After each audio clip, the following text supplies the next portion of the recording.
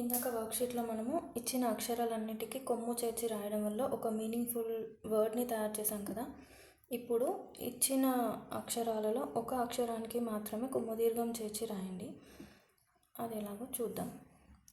First one త నీ గ. ఇందులో ఫస్ట్ లెటర్కి కొమ్ము దీర్ఘం చేర్చి రాయండి.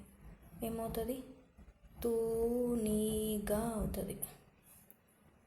తర్వాత క త రు. ఫస్ట్ లెటర్కి కొమ్ము దీర్ఘం చేర్చి రాయండి. య రి య. ఇక్కడ కొమ్ము దీర్ఘం రాయాలి. నెక్స్ట్ ప జ రి. ఈ అక్షరంకి కొమ్ము దీర్ఘం చేర్చి రాయండి. ఏమవుతుందో చూడండి.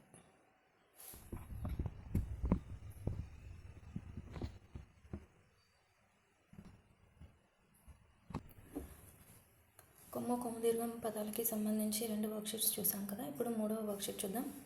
చాలా సింపుల్. క గు బ త ఆ ద ప. ఇక్కడ రు వు అన్నిటికీ కామన్.